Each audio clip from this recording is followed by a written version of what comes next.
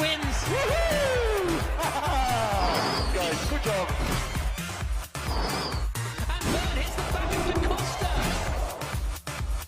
It's a double win for Mitch Evans.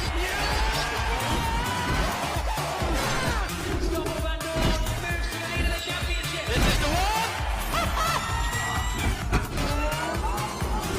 Stoffel Van Dorn, he is in a very strong place in the South Korea.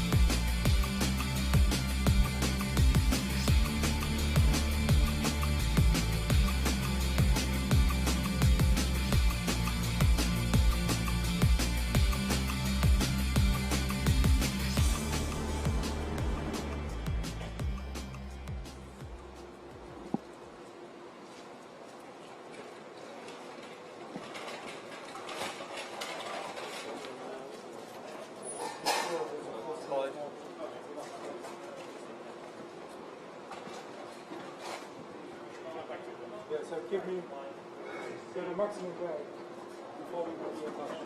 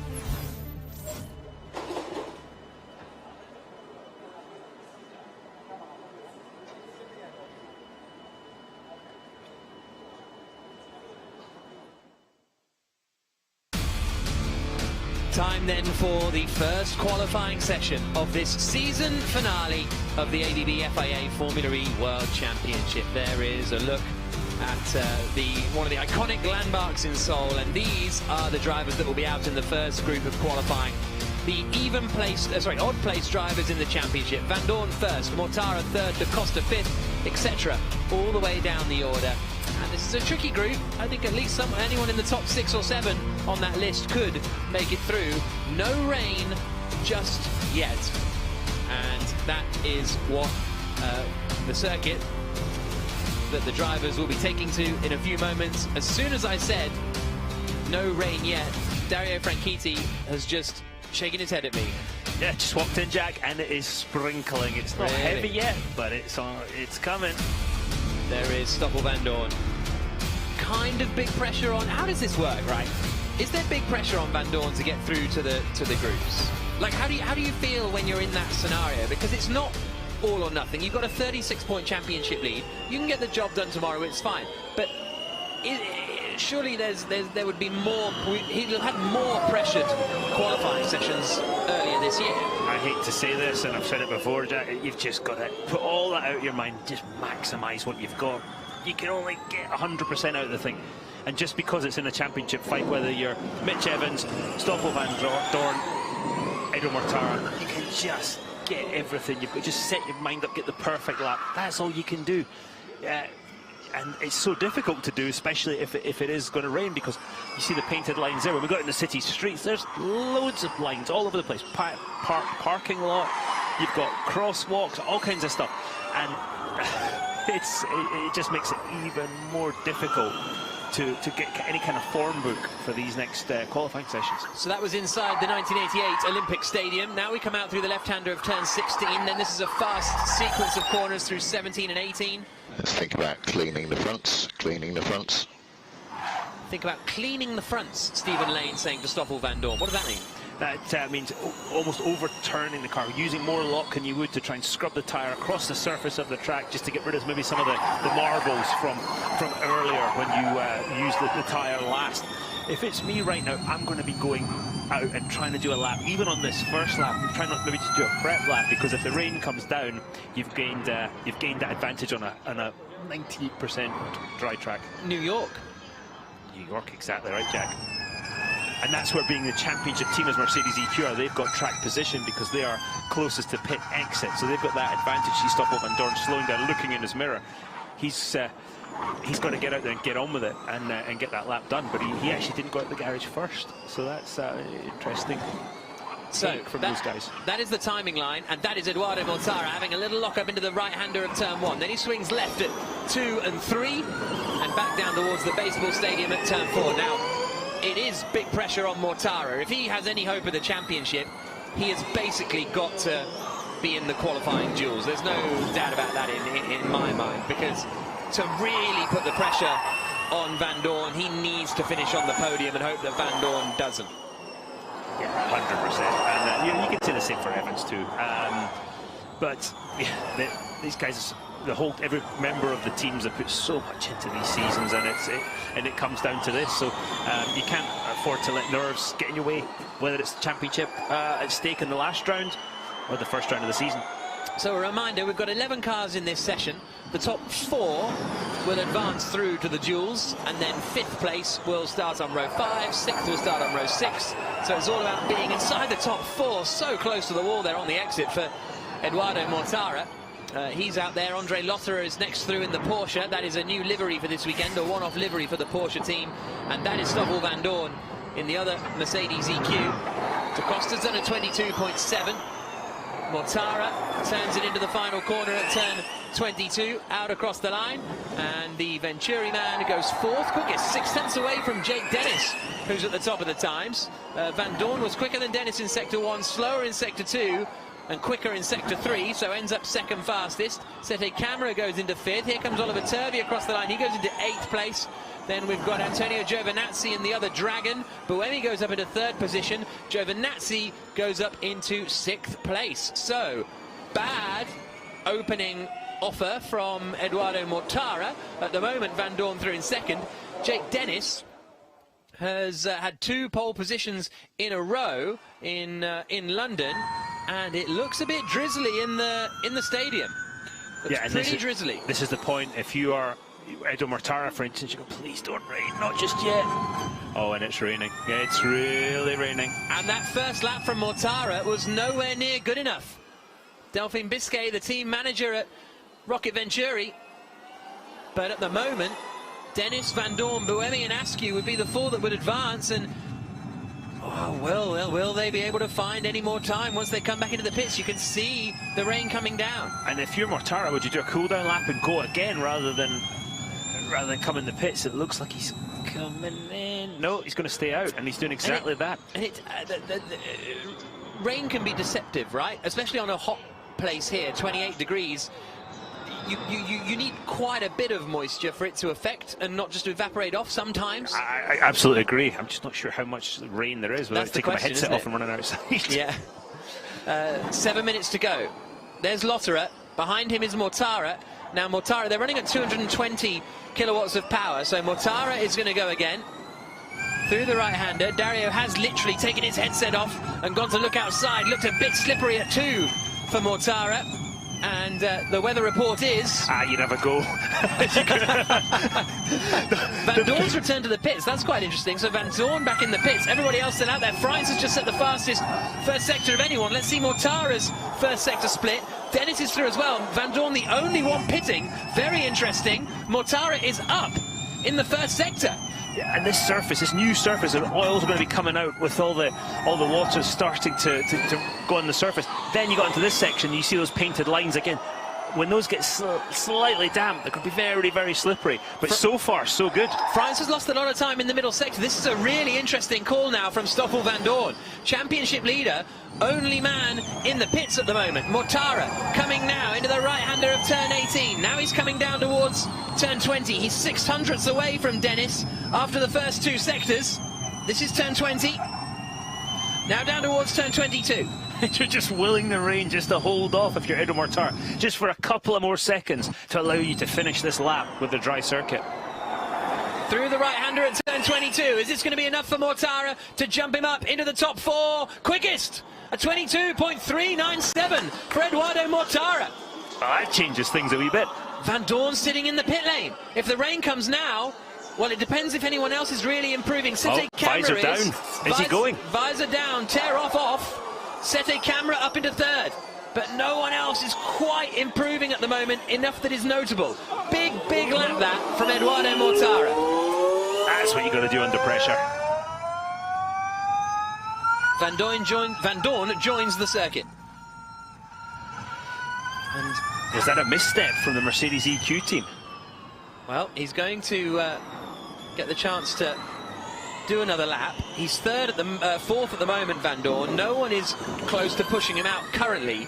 So I think it hasn't cost him anything so far, I would suggest. How many cars are on a cool-down lap, though? That's the question. And how much heat has he managed to retain in those tyres? Has he put a new set on? You really need to go on this first lap. You can't afford to do an out lap as he's on, then a preparation lap, then go. I think you got to go, because every second you wait means more chance of the rain. Slippery in the stadium. Slippery in the stadium, reports Van Dorn as we... And that's that new surface we talked about. You see the cars coming into pit lane on the right-hand side of your screen. That's good news for Stoffel Van Dorn. We see Edo Mortara followed by Jake Dennis coming in the pits. Those two, 1 and 2 right now on the timing screen. So Mortara back in the pit lane. The drizzle coming down a little more. We just had a look down the Han River towards the west, where the weather is coming into this country, or to the capital. Well, also to the country, because we're quite near the coast, actually. So here comes Van Dorn. He's going to be... Now, interestingly, he's going to be the first driver out to do a lap here on his second run in the second 6 minutes. Maybe he would get time for another one. Oh, big send into 2. Yeah, and you're seeing that those spots on the camera, and over those lines again. It's going to be slippery. Look at the car darting around as he comes through turn 5. Now he's going to go down the ramp onto this new surface. Look how much the car slid as he hit that new surface. And you can hear the car sliding, fighting to put the power down. First sector split from Van Dorn is nowhere. 7/10 away. This lap is nothing for Van Dorn. But that's also good for Van Dorn, because it means if he's 7/10 off and it looked clean, nobody else is going to go quickly. Look at the car just sliding around. And if you're the engineer, you're going, okay, pit, just don't risk, because the last thing you want is to put the car in the wall. He's on the bubble at the moment, and if Van Dorn can't improve in these tricky conditions because it's too wet, then as Dario says, no one else, in theory, would be able to improve either. 2.5 minutes to go. Everyone's still in the pit, so they're all going to do an out and a push. Ask you... So we will stay out. Stay out. Brave stuff from Stephen Lane, Stoffel Van Dorn's Well, engineer. he's got to do a lap in the second 6 minutes. What do you think is best?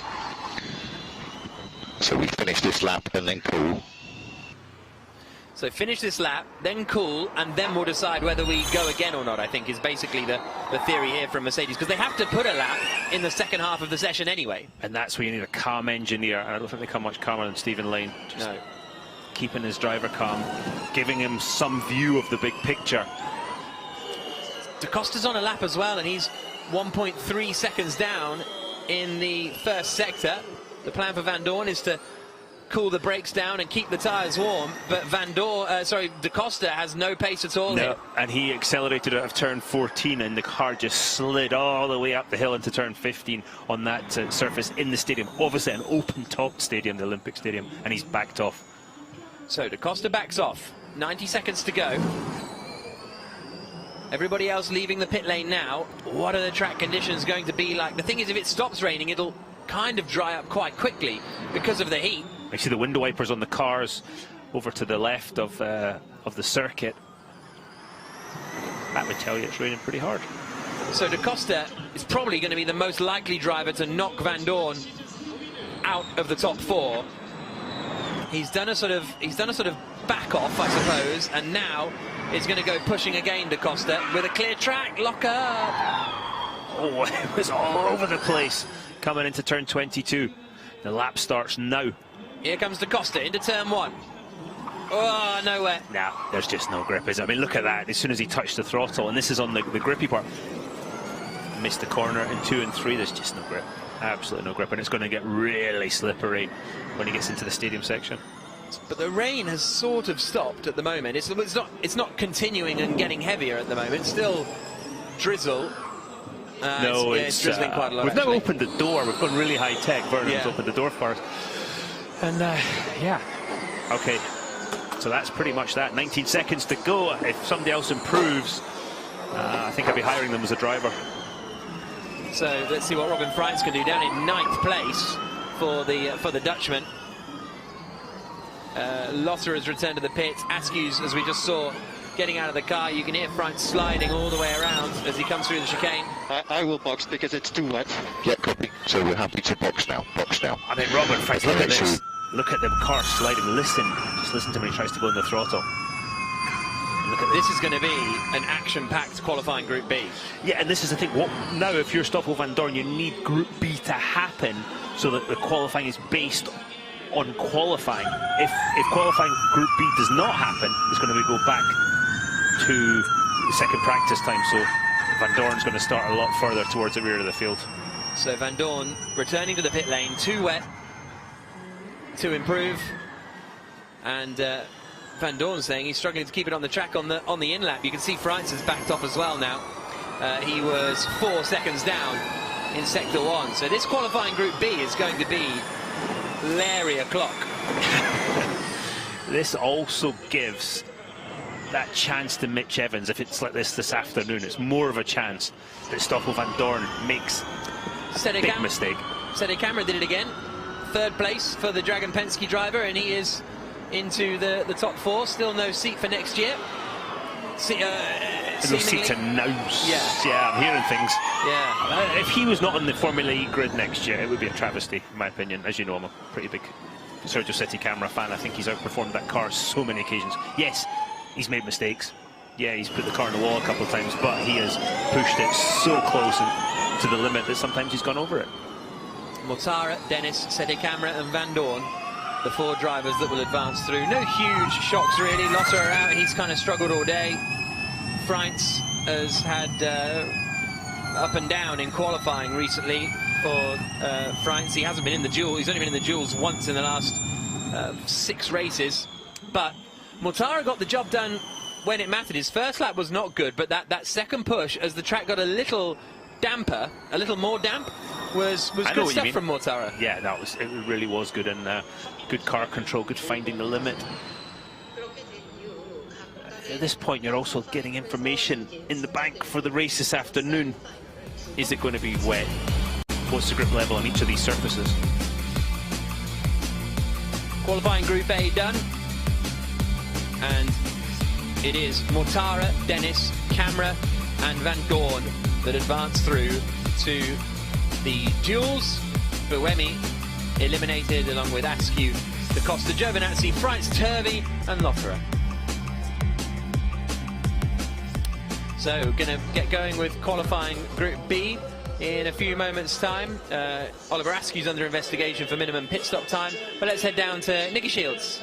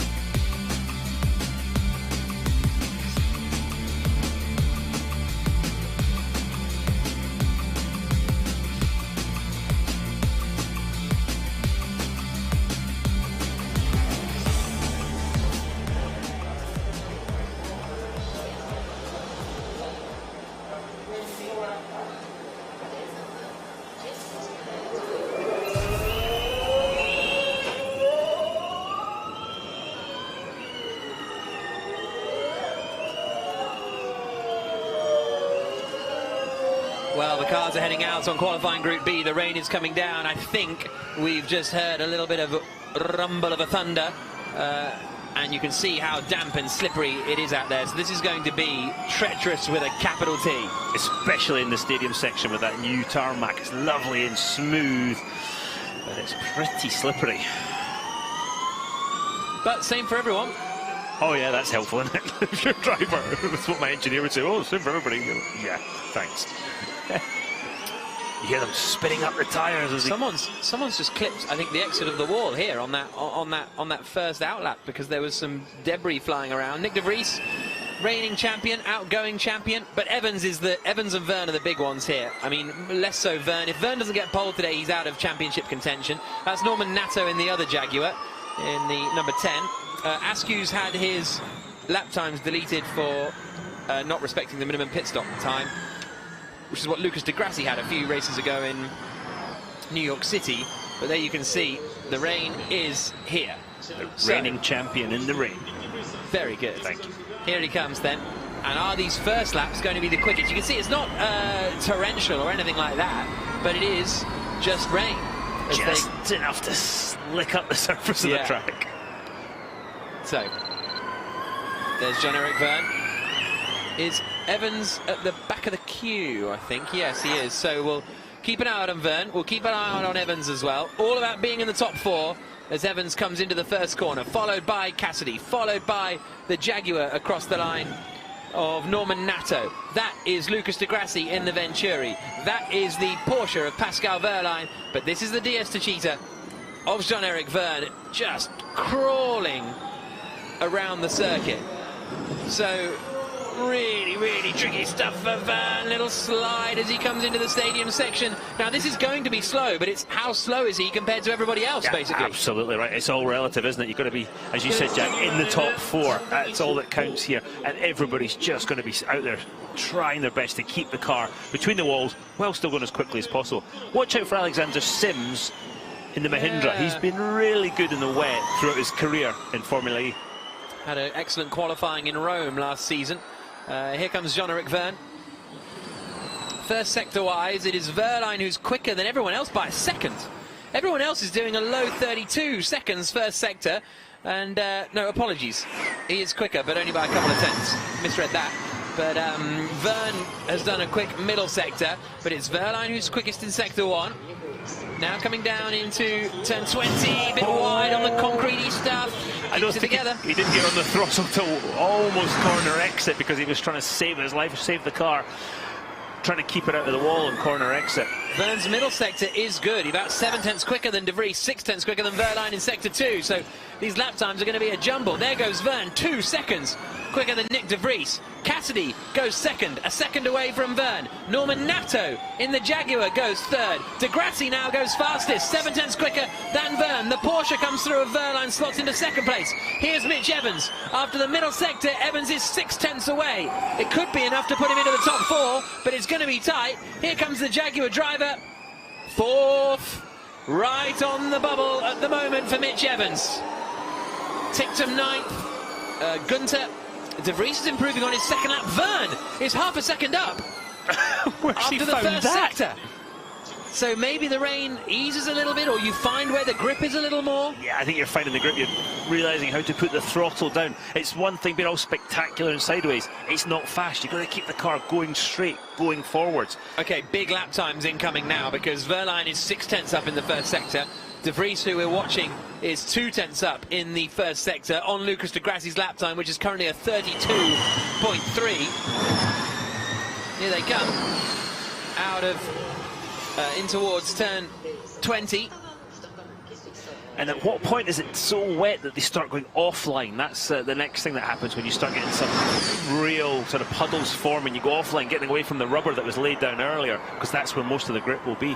De Grassi is 2 seconds away, so he's not improving. Wehrlein is. This is going to be a big lap from Wehrlein. De Vries goes up into quickest, and then he is immediately beaten by Jean-Eric Verne. Cassidy comes through, 5th place for him. All of a sudden, Evans is down to 7th place because his teammate Norman Natto jumps up into 4th spot, who's in this weekend replacing Sam Bird. Verline to the top of the times. The Mahindras go 3rd for Alexander Sims and then 3rd for Oliver Rowland. Big lap here from Evans. What does he do?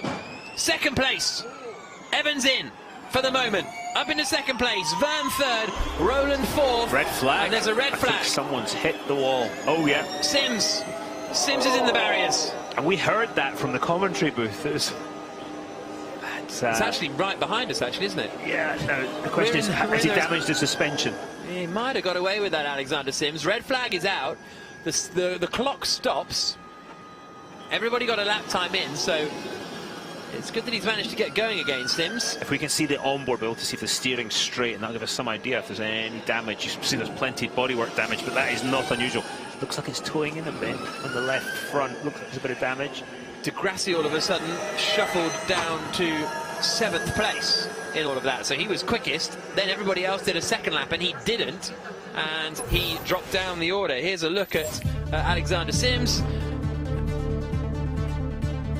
Oh yeah, that's damaged the suspension. Yeah. Definitely would have damaged the steering arms. Hopefully Alexander Sims got his hands off the wheel so it didn't damage his wrists. As the wheel torques around, it can really hurt. Oh, he lost the back on the way in. Overcorrected into the wall. Crunch. So, saying the back just got away from him on the radio, as we saw fairly self-evidently for Alexander Sims. So red flag is out. Shouldn't be too long a red flag. The marshals will get to work and just clear away a bit of the debris, and maybe that's it, because the impact absorbing barrier didn't get too much of a hit, I don't think. Ian James looking at his driver in 6th place, but Evans is through at the moment. And I spoke to him before the session after FP2, and he said this hasn't gone well this morning. I'm not happy with the car. Oh, his body language was not usual Mitch Evans. He's up for a fight normally, and he just looked like he kind of owes a bit much, but he clearly has turned it around. Good on him. You don't get into position that Mitch Evans is in, getting a factory drive with Jaguar in Formula E without having a really deep well of just being able to just absolutely continually motivate yourself. And he's done it. See him warming the tyres up. I think he's maybe trying to clean the tyres off. See the spots of rain in the visor. If it was me, I'd probably go into a lighter visor now, get rid of some of that so you can actually see through a bit more as the rain comes down. Also, you want to put a visor with some rain X or whatever type of thing, so that the rain actually beats off. 6.5 minutes to go. You see Nick de Vries with that; he's got a clear visor on.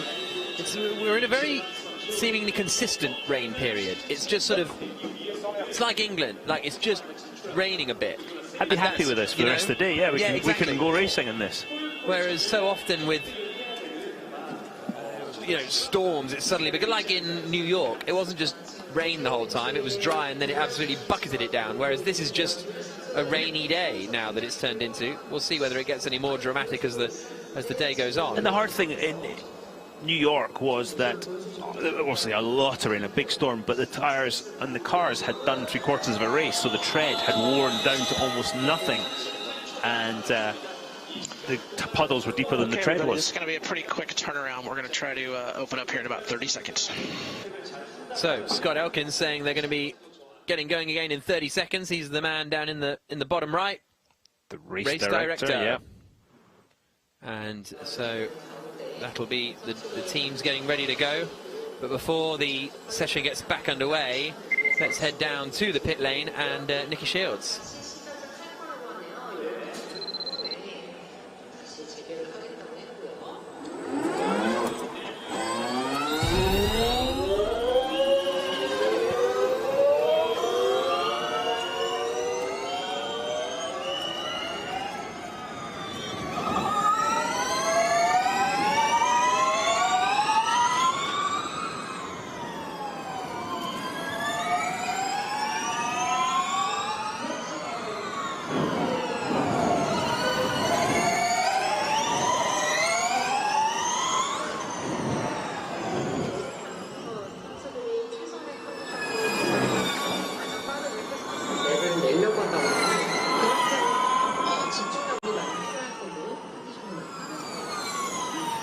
are. Thank you, Nicky. 6 minutes to go. Got that turned around nice and quickly, that red flag period. So Sims is in the pits. De Vries is ahead of Evans on track here. Evans is second quickest at the moment, but Evans could back off because he's got Mortara. He's got Nato behind him, his teammate. But it's interesting that Evans is choosing to run so close to Nick De Vries as they come into the final couple of corners. And De Vries moves out of the way and Evans goes through. So Evans wants some clear track, I think. Yeah, absolutely. He's sort of... Oh, it's really, yeah, looking on the outside of 2021 now, it's starting to... Puddles are starting to form on that part of the circuit. It's a good measure for the driver and for us how much grip is available, see how much the front tyres lock up. We haven't seen any locking there. The drivers kind of take a slightly different line through the last corner, turn 22, to prepare for maximum speed across the start line to start the lap. Right, less than 5 minutes to go. Slippery conditions here in South Korea. Mitch Evans, second in the championship. Jean-Eric Verne, fourth in the championship. They need to advance through to the duels. They need to be in the top 4 to keep their title hopes alive. Out into the stadium comes Mitch Evans. Got to say that Jaguar's doing a great job of putting the power down. You hear everybody else sliding around, wheel spinning. And it's the fastest first sector of anyone. Over a tenth up on Pascal Wehrlein there for Evans. So maybe the track is getting a little better. De Vries has done a personal best too in the Mercedes EQ. But that's a good first sector from Evans. And the car looked good, it sounded good. There wasn't any of those sort of spikes of power as it went down. You can see a bit of spray. It comes through 16, 17 and 18. De Vries is improving, De Grassi's improving, but they're all 3/10 slower than Mitch Evans was in that first sector. Now he comes into turn 19, exits that, and he's now lost a bit of time in the middle sector. He's only 500ths away from Pascal Wehrlein, but it's whether anyone else can improve. Roland has done a good first sector. Evans now down to the final corner at turn 22. And he carrying a lot of speed through 20 and 21. See him understeering as he comes to the line. Where does this put him? He comes across the line and remains second, but does improve his lap time. Was that Evans going off at turn 1? It certainly sounded like it. Big lock up from someone. Nato's got him into 7th place, but De Grassi's improving. And Cassidy now comes across the line. Evans did have a spin down at the first corner, but he's managed to keep going. Roland is 200ths up after the middle sector, so he's doing a good lap. De Grassi only gets him into 6th place, and now he goes straight on at the first corner as well. Tictum goes him into 9th position. Oliver Roland is going to come through the final couple of corners. Here's a look at what happened to Evans down into the first corner. Onto the brakes. Hey, there it goes. Oh, okay, just lost the rear. Nice recovery. Norman Nato's, but that's the problem here for Evans, is that ruined his next lap, and his teammate Norman Nato is 2/10 up on this next lap. Wehrlein has just done a good lap too. Oliver Roland is now at the top of the times in the Mahindra. So Roland, Wehrlein, Evans and Verne, the top 4 at the moment. Here comes Nato. Through the right-hander of turn 19, then we'll get a middle sector split for the Jaguar driver, and the Frenchman is... He's still a 10th there, still a 10th and a half up. Great stuff from Norman Nato. De Vries has done a quick middle sector. There is Evans, but he is going to get another lap in. Maybe 2, to be honest, Evans, if they can keep pushing, because they can just keep going. They're running at 220 kilowatts, they can just keep going around. Yeah, it will very much depend on the tyre pressures, Nato. and if the tyres go over temperature and over pressure. Nato to first. Cassidy through, and he goes up and only Verne's into on a 9th lap. place. Jean-Eric Verne is 2/10 up on Nato after the middle sector. Here comes the DS Tachita into the final corner. And this would knock Evans out of contention for the duels. It certainly would. Here comes Jean-Eric Verne. He goes quickest. Evans is 2/10 up though in sector 1 on Jean-Eric Verne's lap time. So Evans is flying. Verne quickest, Nato, Roland and Wehrlein the top 4 at the moment, but this is the pressure. It feels like the track's getting better, or the drivers are getting more used to it, but the lap times are coming down. Wehrlein is quicker than Evans in sector 1. This is an intense qualifying session. How brave are you through the right-hander of turn 18?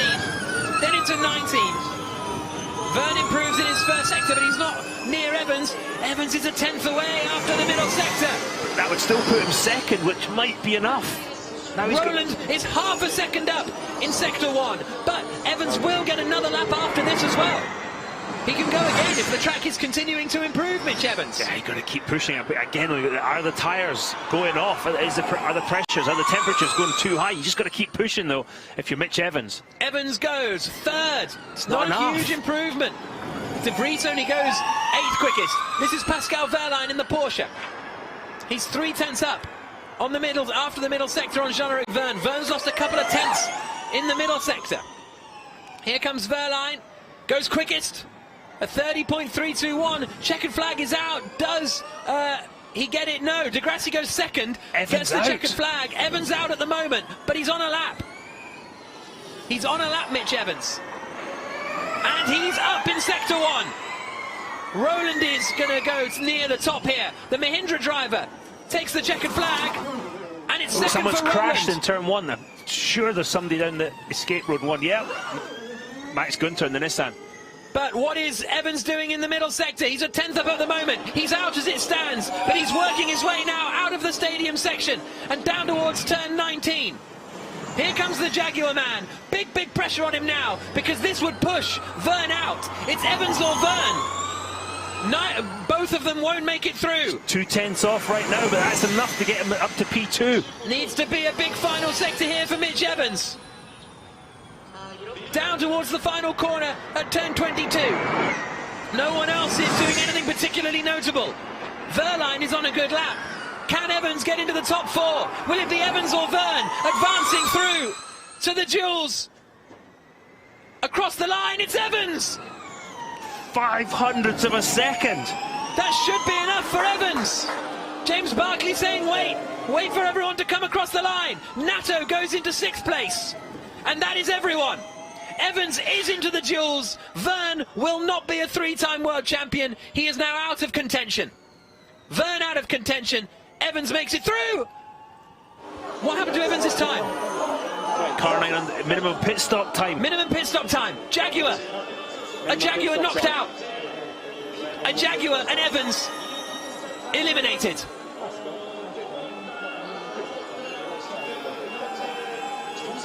Is Verne getting a reprieve? They have to have a minimum pit stop time when they come in between their first 2 runs to change tyres, so that it doesn't become, you know, a racing pit stop and it's all a bit of a rush and it becomes, you know, like a race pit stop. What has happened here? It's under investigation. It's not a done deal yet. So they've taken the time away. They've taken the time away for Evans. But and that would put him on the 6th row of the grid. But surely he would wait until the investigation was complete before taking the time away. I guess it's a pretty binary thing, isn't it? It's either you did the time or you didn't do the time. Absolutely, but it still says under investigation. Yeah. So, Wow. The drama. Here's a look at Nick Cassidy getting up to no good. Oh. Wow. Okay. He was meant to turn right there. It's up at turn 20, 21, the double apex right. So Cassidy straight on and into the barriers. There's a look at it from the back Actually, view. sorry, turn 19. You seem to be locking up over that, over the crosswalk, and then it goes. Oh, we're going to see it on board. Say bye-bye to this camera. Oh. Bye. Oh. I wonder how many of those cameras we've gone through in 8 seasons of Formula E. Wow, Mitch Evans being pushed back into the garage now, and there will be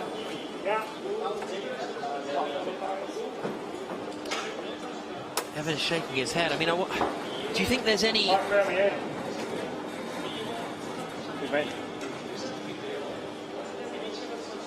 I mean, Evans did the job. I wonder if there's any kind of... It's still under investigation, we believe. So Evans is sitting in the car, and race control have confirmed that it's still under investigation.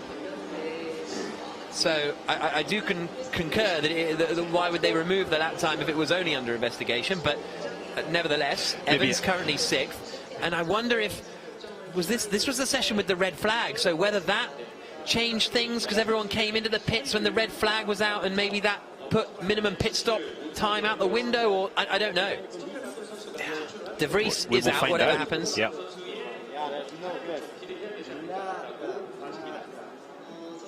No grip.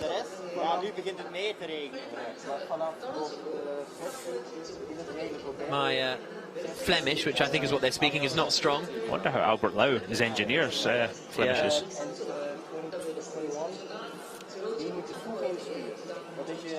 So, the duels will start in 3 minutes' time. But seeing that realization from inside the Jaguar garage when they saw the lap time disappear was quite something. Right. Mitch Evans then into the pits. And this is what's under investigation, basically, is that they didn't respect the minimum pit stop time. Rolled him back in to the engineer to the garage. Start to stopwatch. Yeah. Good mate. Oh, and then is this it? And then we just send him straight back out, do we? Well, depends when they start it, when the car gets pulled back into the garage and when the car is actually stopped. So had he only just got back, and I think that's the red flag resumption. And if that is, then he's probably gone slowly because it's a red flag. It's a really, really tricky one. We'll keep you up to date with everything that happens. But Evans, no further action after investigation. Evans is through. Evans is into the next part of qualifying and into the qualifying duels. Goodness me, I must have been red flag related. It must have been red flag related. Evans is fourth. He is into the duels. Goodness me. All right, he's still alive. Wow. No further action for Mitch Evans after investigation.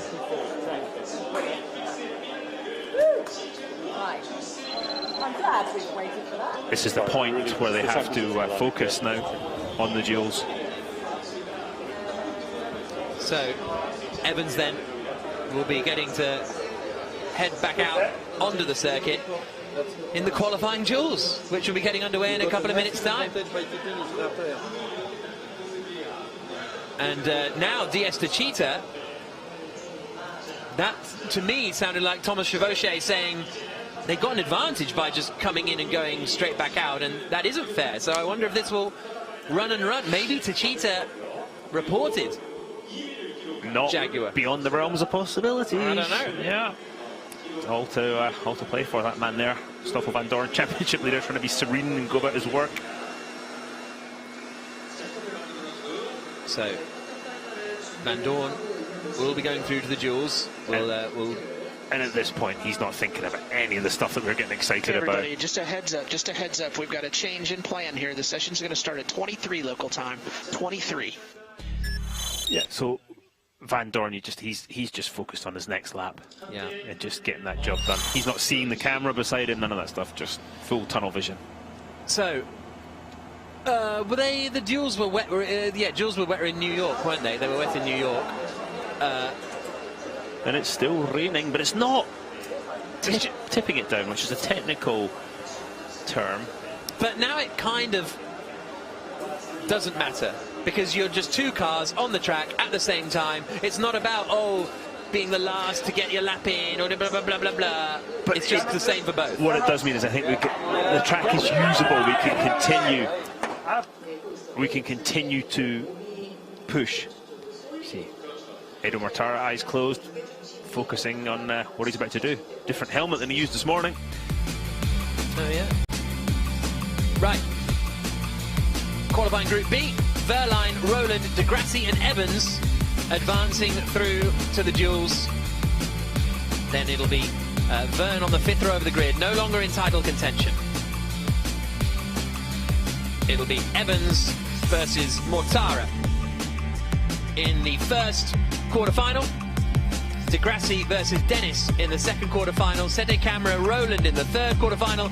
And Van Dorn versus Verline in the fourth quarterfinal.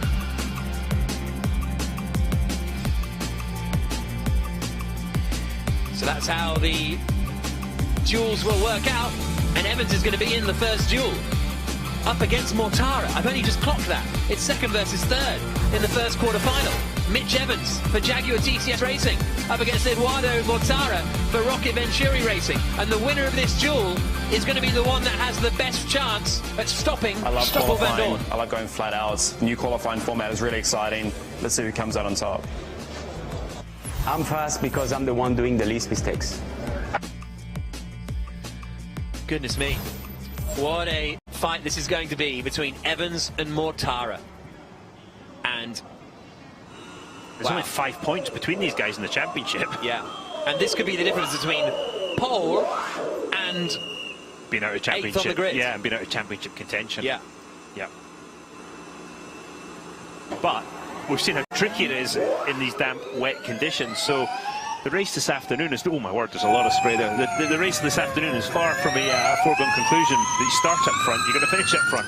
Presumably you're pushing on your outlap now for the duels. Yeah, yeah, absolutely pushing. You're trying to find the limit of grip and try and get the heat, as much heat as possible into the tire. Yeah, look, I mean, you can see that Mortara just turns the wheel. There's no feedback at all. There's no grip to lean against. So this is the stadium section for Mitch Evans. And this is the section and the very low grip that the Jaguar looked quite exceptional in group qualifying. Although I would say there's more rain here now. There's more puddles. The puddles are deeper than they were during the group qualifying section. But also, Evans has got knowledge of the track and in these conditions, not in these conditions because that's a lot more spray, but his knowledge is more current than Mortara's from Group 1. Mortara then making his way around the circuit, and it's not quite in New York because New York, the first group was dry and then the second group was damp, so it was a real kind of big difference. Whereas here, they're both sort of had an outlap. The rain's coming down a bit more there, isn't it? Yes. As Evans comes down into the final corner. So Mitch Evans starting his lap now. It's he or Eduardo Mortara that will be on the front two rows of the grid with the best chance of stopping Stoffel. And we'll do our best to see if Evans' lap looks good or not, but there's just no way of knowing until the stopwatch comes out. Here's Mortara starting his lap now. The quickest of these two laps between the two of them will be the driver that advances through to the semi-finals. Keep an eye on the tower on the left-hand side. That'll show you who's ahead. It's Evans by more than 2/10 at the start, but this is the sort of conditions where it could ebb and flow massively. Grows a little bit. And again, this is a part of the lap that Evans was so good at just a couple of minutes ago in group qualifying. So let's see if he can continue in. And the puddles are much bigger. Potential for aquaplaning over the bumps as Evans goes nearly 7/10 ahead through this section. Evans is flying at the moment in this first third of the lap. But it's so easy to make a mistake in these conditions. Even just to get to the end of the lap without crashing the car is not easy. Mortara. Okay, guys, heads up. The cars at the pit exit are not. Evans now down into the right-hander. The gap is still almost 7/10 of a second. A little bit of a twitch as he comes through turn 20. Multiple surfaces in 20 and 21, Jack, and you could see there wasn't a lot of grip there. Now onto Olympic Way into the final corner at turn 22. The gap is now a second. This looks like it's going to be Evans booking himself a place in the semi-final with a 1 minute 31.293. Here comes Mortara. He's onto Olympic Way now, but the Venturi that had looked so strong in practice earlier on has been scuppered a little by the weather. You can hear the car sliding as he comes across the line and ends up 1.1 seconds down. It's a 32.442 and rapturous applause in the Jaguar garage as Evans advances. Venturi out. And Eduardo Mortara making it through to the duels for the first time in 4 races, to be fair, but it will be at best 5th on the grid. You can hear the rain now hitting the cover over the camera. Lucas Di Grassi for Rocket Venturi up against Jake Dennis for Avalanche Andretti in the second quarter-final. They've faced each other once already this year, and that was in the final in London last time out. where Dennis came out on top, and with pole position, Dennis looking to equal the record of Alexander Sims and Antonio Felix da Costa for 3 Formula E pole positions in a row.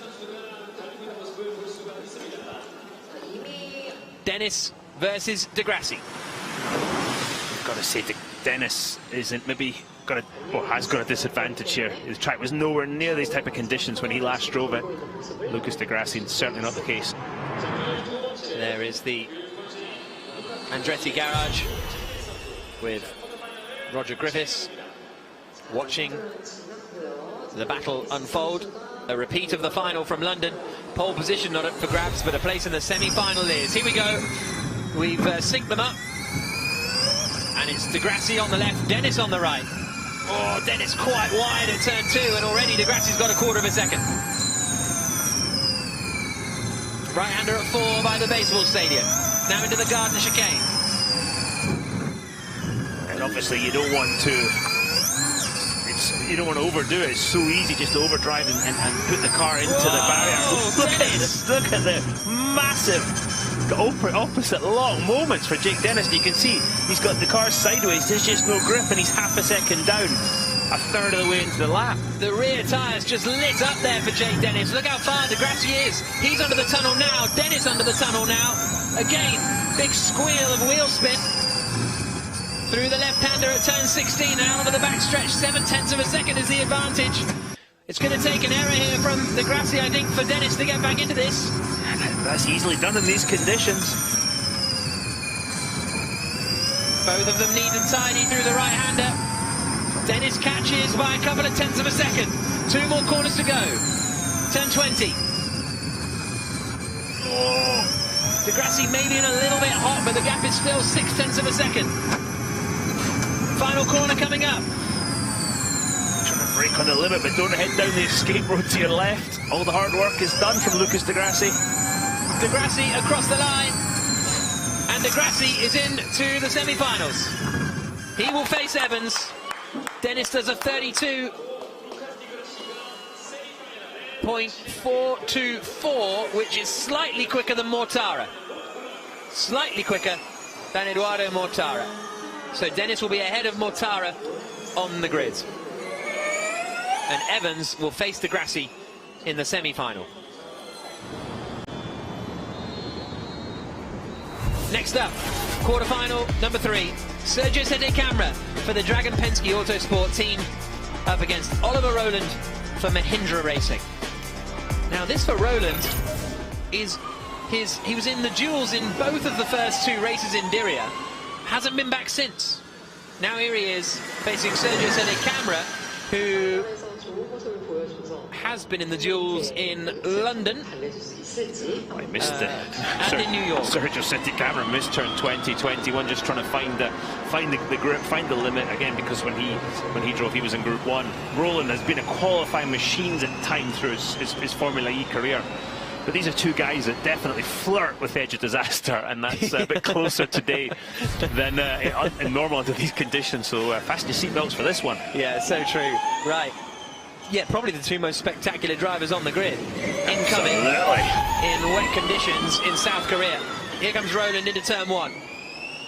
Swings it left into 2. Who was quicker through that first complex of corners? It's Rowland by almost half a second. Wow. Sette Camera coming into the stadium. Oi, chirp, chirp. Yeah, Sette Camera back to the throttle now. He looks like he's almost slowed down a bit. He's just trying to feel the grip out, but that gap is continuing to grow. 7/10 already. Sette Camera just finding no grip out there, and again, we're seeing the advantage of the guys who went in Group 2. Something weird there with Sette Camera, because he was so ginger, and the gap's gone up to 2.5 seconds. Wonder if that was a mechanical issue or something, or electrical issue for Sette Camera. I think it is. Yeah. I think Sette Camera's broken down. Turn 13, just the last of the right-handers in the stadium, and he's stopped. It looked like he was being rather cautious, didn't it? Yeah. But it looks as though he has broken down. So Rowland now just needs to back off and bring it back. Yeah, do not crash under these circumstances. That would not go down well. I might have done that once at least once in my career. What, once the race had finished? No, oh, I've definitely crashed once the race was finished. I flew through the air in Kentucky once the race was finished, but that's a different story. Moving on, anyway, this is Kentucky Fried Dario. Yeah, look how much rain there is. Here comes Roland down into the final corner at turn 22, and this will be his first semi-final appearance of the season for Oliver Roland. Across the line he comes, and through he goes. A 1:32.590, and Sede Camera has got going again at least, but I don't think he's going away. Here he goes, out of the wall somehow. Don't bin it when you're 35 seconds down. That wouldn't go down well either. So Sede Camera, in fact, he's just going to come back into the pits. Yeah, probably safer. But that was quite the moment from Sede Camera. I thought he was in the barriers, but I bet he did too. Kept it all together, the Brazilian, broadly speaking, broadsidely speaking. And it is Roland who advances through to the semi-final. Now, a 1:32.590 for Roland. Sede Camera not setting a lap time, so he will be most likely 8th on the grid. Steelbag Gill watches his driver advance through to the semi-final. You can see the final quarter-final duel now. Stoffel van Dorn versus Pascal Wehrlein. They've faced each other twice before, and Wehrlein has had the advantage on both occasions. This is, if Van Dorn doesn't do well here, and Evans is through to the final, suddenly Evans is on the front row, Van Dorn's back in 7th or 8th on the grid. Big snap of oversteer as Van Dorn went onto that surface change in turn 7, but he's not started his lap. Yeah, but he's like he was in group 1. He's thinking, where's the grip? What's going on here? Giving it a load of throttle, and now he's got grip. Okay, I know how much grip is in the stadium section. Pascal Wehrlein looking a lot more happy, a lot more comfortable with what he's doing. Big snap from the Porsche there. Coming through the stadium. They're on their out laps at the moment. I'm glad it wasn't raining when I was out earlier doing the Gen 2 sighting laps. Here's a look at Van Dorn. Real wiggle.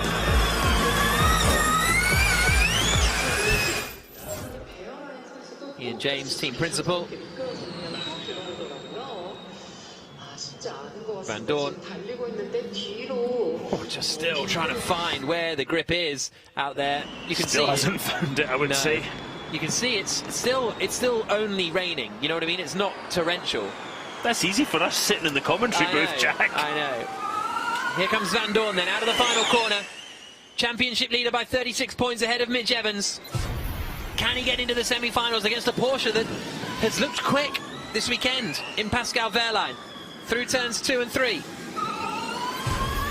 Gets on the power, look neat and tidy. Porsche running a special livery this weekend to celebrate the launch of a new tag oil watch. And Wehrlein's 2/10 up on Stoffel van Dorn. I'm surprised at how much wheel spin that Mercedes has got. The teams have got systems in the car to help limit wheel spin, shall we call it. But that Mercedes just lighting the rear tyres up every time Stoffel van Dorn touches the throttle pedal. Van Dorn closing the gap a little bit. Listen how smoothly he's on the throttle when he gets to the throttle. Oh, look at this from Wehrlein. He's almost half a second up on Van Dorn. Oh, a bit of a wiggle from Wehrlein though. Comes through 13. And then as soon as you get up this ramp, the grip level changes. Now you're back onto the city streets. You're not going to have a lot more grip, but you're going to have some more. 8/10 now, the gap between Wehrlein and Van Dorn. This is a really strong performance from the Porsche driver, and Van Dorn is slipping away. Big snap to him, oversteer, hit the wall. Wehrlein's in the wall, even though he had an 8/10 of a second advantage. Is that going to bring it down a lot? Van Dorn wrestling the car. Van Dorn is almost in the wall. The gap between them still 9/10 of a second at the moment. Van Dorn into the final corner. Gets under the brakes, into the right-hander. He only gained 2/10 of a second in that sequence of corners. Van Dorn does a 1:35.401. Track conditions are worse. It's going to be 7th on the grid for Stoffel van Dorn. Across the line comes Wehrlein. And it is 7th on the grid for Stoffel van Dorn. But only 2.8 of a second. So 5th on the grid will be Jake Dennis, 6th Eduardo Mortara, 7th Stoffel Van Dorn, 8th Sergio Sette Camara. So Evans is into the semi-finals, Van Dorn isn't. They could still be starting 4th and 7th on the grid, but Evans will be starting ahead of Van Dorn on the grid come the race later on today. And Evans will know that. Look at this from Pascal Wehrlein. Coming through the quick right-hander at turn 18. Oh, it went on the way in, and then little bump. I did a good job of hitting it square, arrested the slide back on the throttle. It's consistently raining now, shall we say. Yeah. You can see the puddles getting deeper. Nicely done, Pascal. That lap time from Van Dorn and Wehrlein was 3 seconds slower than the previous 3 duels. So, semi-finals coming up in a few moments' time here from Seoul. Evans lost out, beat Eduardo Mortara in the first quarter-final. De Grassi beat Dennis. Roland beat Sette Camara. Wehrlein beat Van Dorn. Semi-finals coming up in just a few moments' time.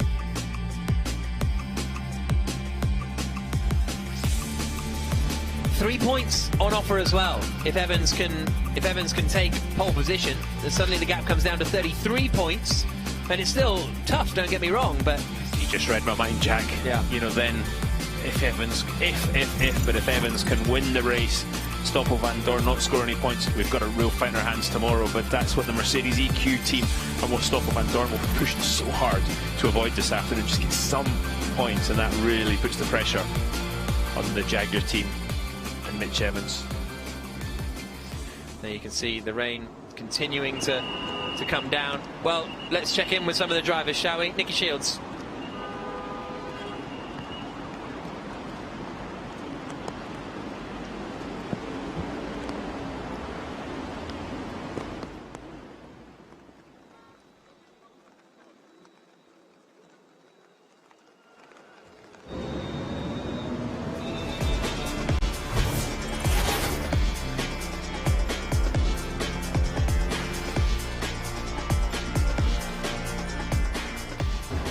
I'm fast because I have the best team behind me. I love trying to handle the pressure of qualifying, trying to swing together that perfect lap with no mistakes to see where you stack up on the grid.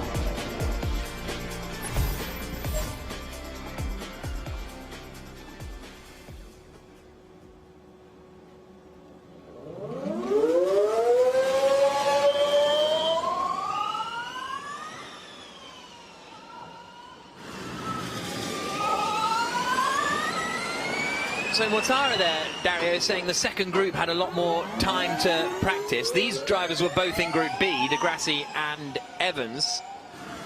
Yeah, I don't disagree. But that's what I was saying during those sessions. They just had a more current knowledge of the grip level of the track. Now everybody knows what it's like. They've all driven in the fully wet conditions. So let's see who can make the best job of it. De Grassi against Evans is a tough one to call. I mean, let's be honest, De Grassi... Evans needs to make this happen to keep himself in championship contention, to keep the pressure on Stoffel Van Dorn. He needs to win this duel, get in the final, win that one. De Grassi is the race winner from the last race in London, and he's in this black Rocket Venturi. Looking for, he qualified second, made it into the final in that second race in London 2 weeks ago. Can he do the same again today, or can Evans get up to starting towards the front of the grid, on the front row? Oh, a snap of oversteer from Evans. He's qualified on the front row once this season. That was his pole in Monaco. The only time he's made it through to the final. In fact, it's going to be tough. Well, no time like the present. Evans versus De Grassi in the semi-final coming up. Evans has actually, in the 14 races so far this season, Evans has only been in the duels 5 times. Compare that to Van Dorn 11 times in the 14 races, but yet here he is still in championship contention. Across the line they come, down towards the first corner. Jaguar versus Venturi, and we are going with the split. Just watch how busy the driver's hands are as they fight the oversteer. Oh, big first few corners from Di Grassi, 3.5 tenths up. That's mighty, and that's very difficult for Mitch Evans to claw back that kind of time. It means he's going to take more and more risk. Into the stadium. Oh, big opposite lock from Di Grassi. And a similar situation for Evans. Oh, Evans is catching a ton. He's so quick through the stadium section in the wet. Less than 2 tenths between them. Oh, that's a big moment again for Evans coming into 13. And he actually used that oversteer to help him turn the car in. A bit of a Scandinavian flick going on to turn 13. Great stuff for both drivers. Now we're into turn 16 and Di Grassi has got a 4-tenth margin. Oh, another big moment for Evans. And we saw Evans have a big moment through turn 18 as he approaches now earlier on his warm-up lap.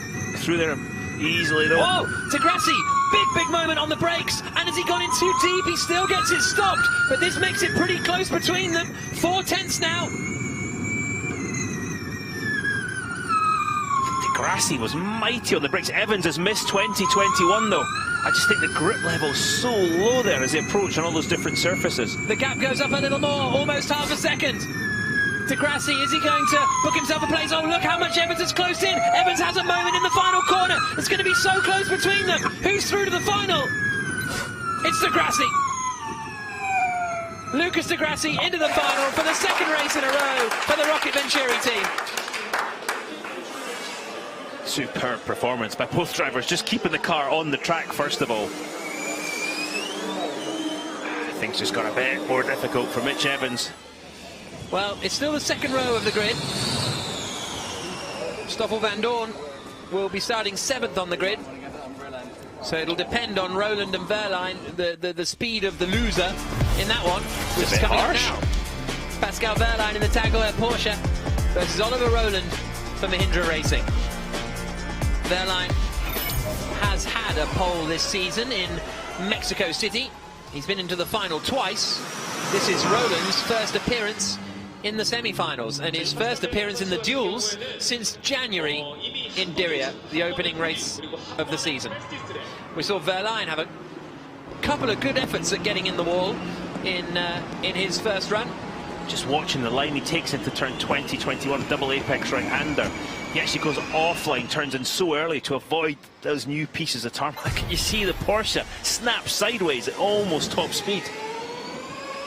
So Wehrlein starts his lap now. 2 and 3. And then heading down towards the right-hander of turn 4. Roland, meanwhile, is wrestling the car into turn 1. He now doubles back on himself. And there's a 1,000th between them after the first few corners. Remarkable. That's great stuff.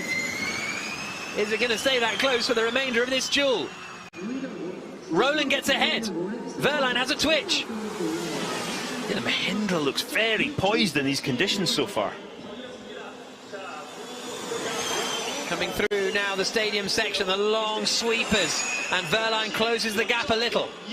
The driver's got such a lot to do with the pace of the car, but Oliver Roland has a moment in 12.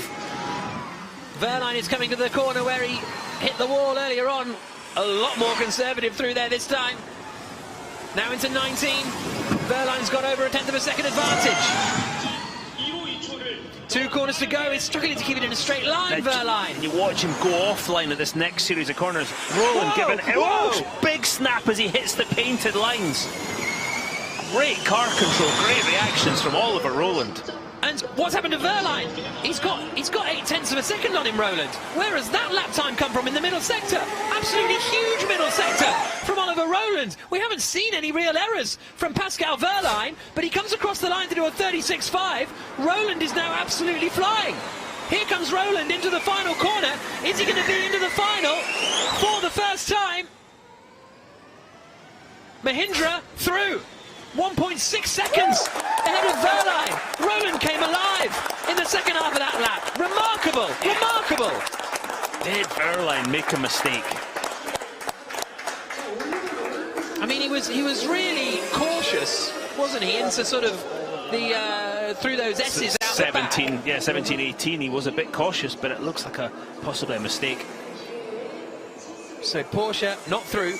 That means Evans will be third on the grid. Here's a look at this. Love this. This is brilliant stuff. I mean, look at the car control. Oliver Rowland should be in pole position just because of that. Let's go again.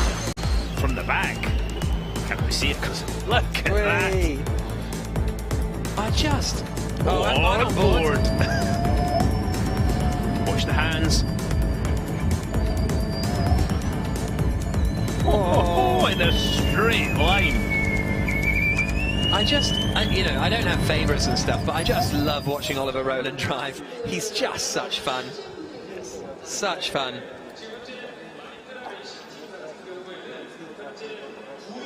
So De Grassi and Rowland will be in the final. And Evans will be third on the grid. So that's here's a look at the ladder and where we're at. But Evans, with his lap time of a 35.8, is quicker than Verline's lap time of a 36.5. So Evans will be third on the grid. And I think if you'd have given, especially after free practice, if you'd have offered Evans third on the grid and Van Dorn seventh on the grid, they would have taken it. Yep, but to do 45 minutes plus a lap in these conditions, Jack, it's going to be tough. So easy to make a mistake.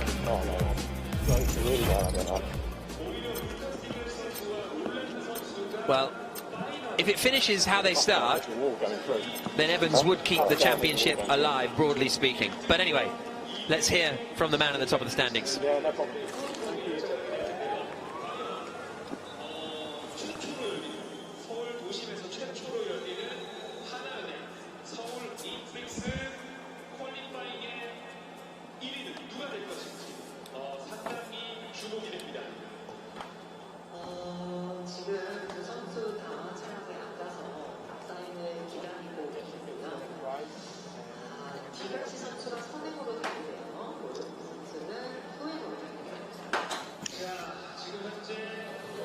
Okay, everybody, we're on just a slight delay. We're on a slight delay here. Stand by.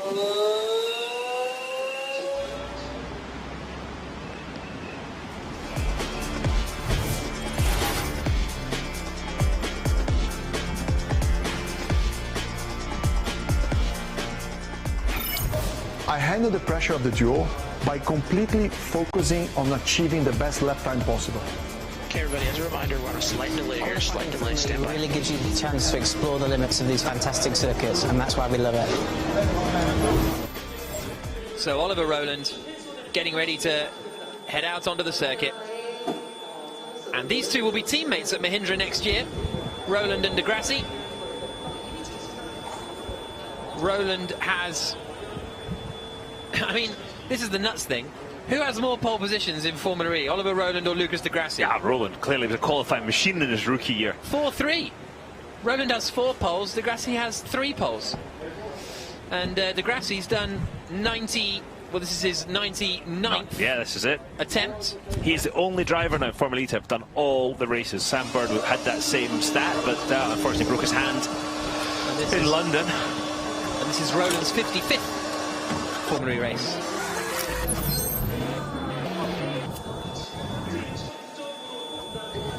So Rowland is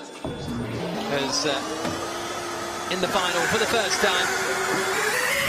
That's Reese, his #1 mechanic, releasing him onto the circuit. And he will head down to the end of the pit lane. De Grassi has won 6 duels, lost 5.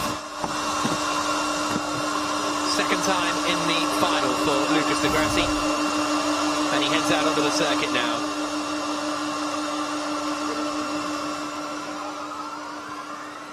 The Rocket Venturi driver. There's Rowland getting ready for the green light. There he goes. Because again, his visor up right until the last minute. Yeah, interesting, because that allows obviously the rain to get between them. The inside of the visor, and that can create fog and just obscure your vision, and you need to be able to see every single puddle you possibly can. On board with De Grassi. So, this is going to be fascinating. the 3 points won't really matter to either team. I mean, actually, probably more so for Venturi. It would help them, another 3 points in their championship fight. Mahindra are only 9 points behind Nissan in the standings, so it would help them as well. But it's just going to be a head-to-head to see who will get pole position for the Seoul E-Prix later on today. De Grassi looking for his 4th career pole and his first since the end of season 3. He scored 38 podiums in his career, but he's only had 3 pole positions. That's a phenomenal podium percentage, isn't it? I was looking at that the other day. His racecraft is just fantastic. One from second on the grid last time out in London.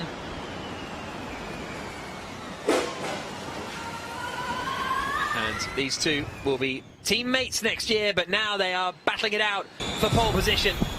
The Venturi of De Grassi into the first corner.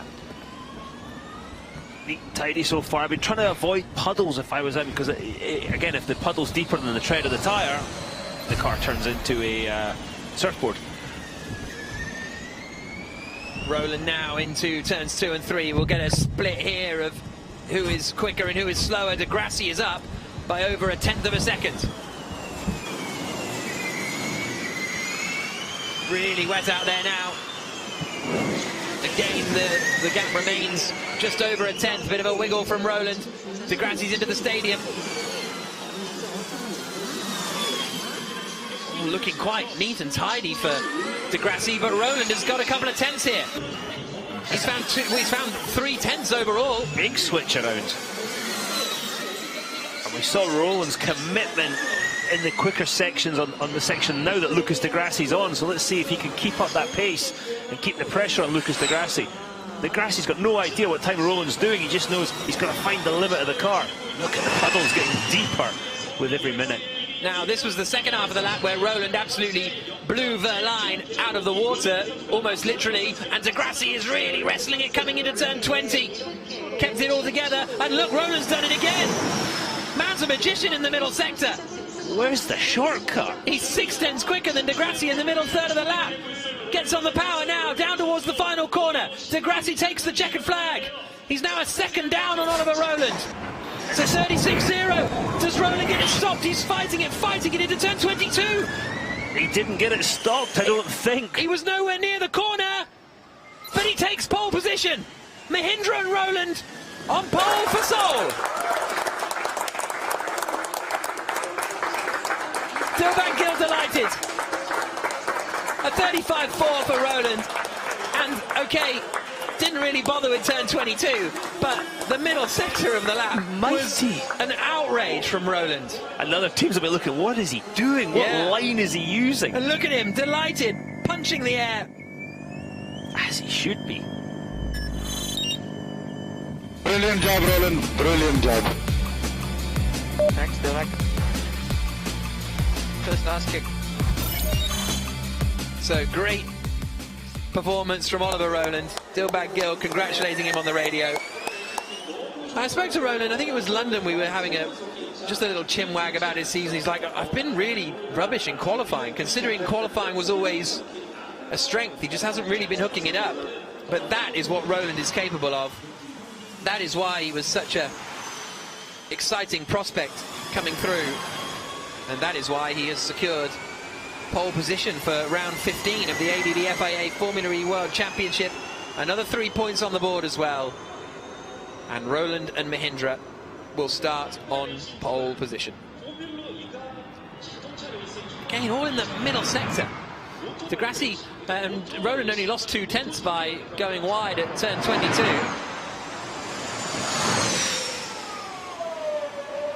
As he now comes back into the pit lane. We'll hear from him and De Grassi in a few moments' time. Evans will be third on the grid. Now, let's watch this final again on board. We're head-to-head. Sync them up. Now, De Grassi was quicker through here. You can see he is a bit ahead. Big understeer for Roland. Coming through turn 3. Again, pretty even through turn 4. Now into the chicane.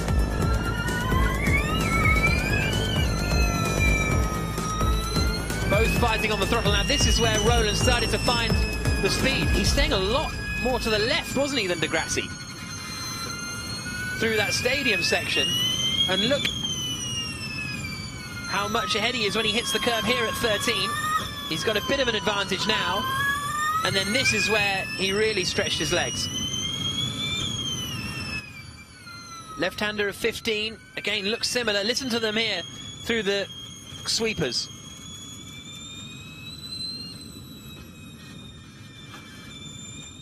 Oh, you can see how much Roland is working, and then look at the apex here. Look how much advantage he has over de Grassi. By that point, it's almost all through turns 17 and 18. It's just through those two kinks. He's just unbelievable. And then just when he's got a second advantage over de Grassi, Roland on the right-hand side, he comes down to the final corner, pole position in his side, he does this. Got there in the end, out across the line. Oliver Roland on pole position.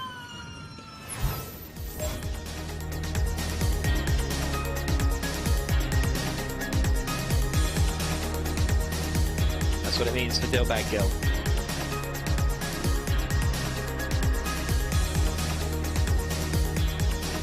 Fifth career pole for Oliver Roland.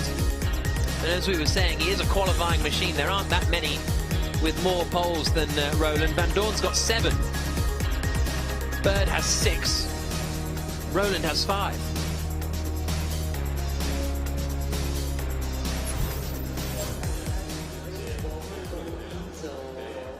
de Grassi second on the grid again, but he won the race from second place last time out, and I think he's probably going to be feeling fairly confident, to be honest, because the Mahindra has traditionally not had super race performance over the course of the season.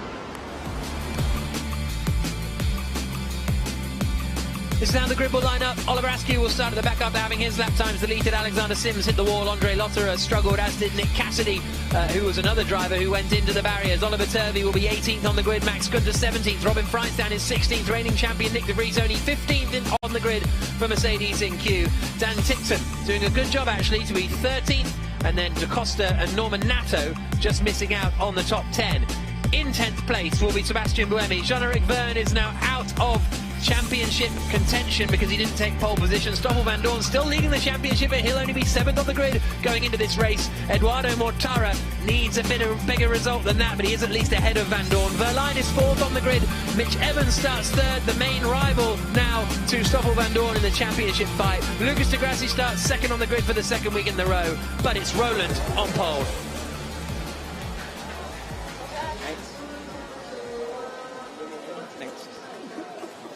The team just saying well done to Roland, the EDAMS team saying well done to Roland.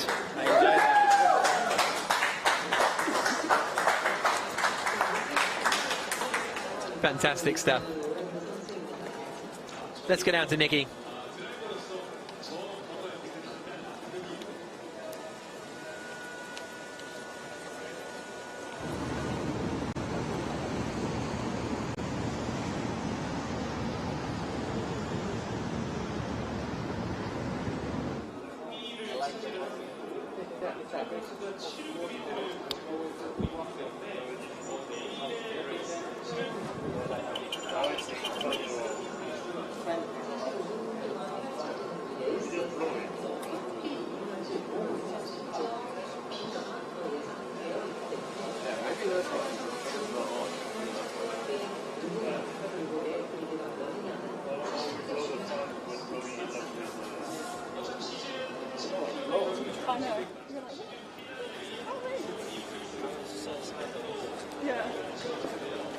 There's that bit on the back and the bottom, just went right, and I came round and it was just like a river. Yeah.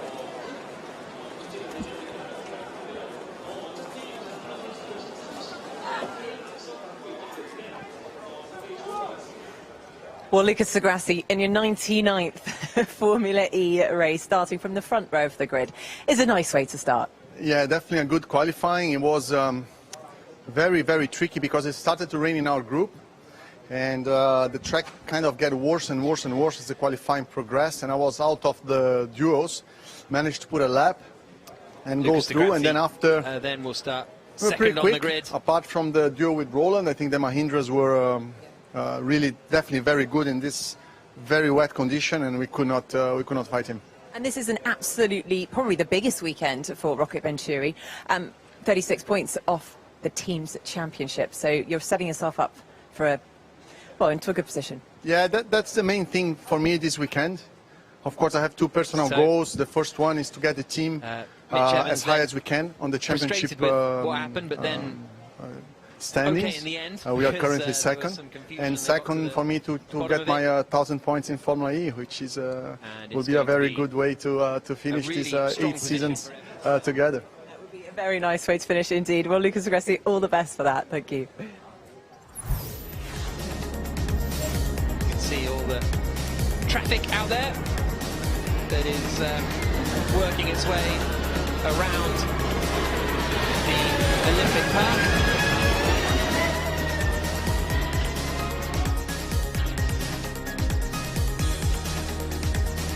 So we are having Oliver Rowland on pole position, but second on the grid will be di Grassi.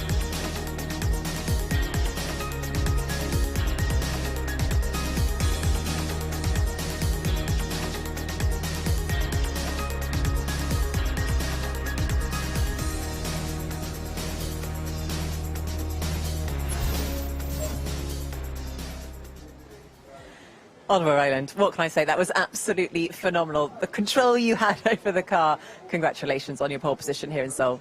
Yeah, thank you. That was probably one of probably the most fun I've ever had in a race car. I mean, every time we drove the track change, so honestly in the semi-final, how I survived turn 18 because I came to a river was beyond me. It just was straight and I didn't really know where I was, but yeah, amazing, you know.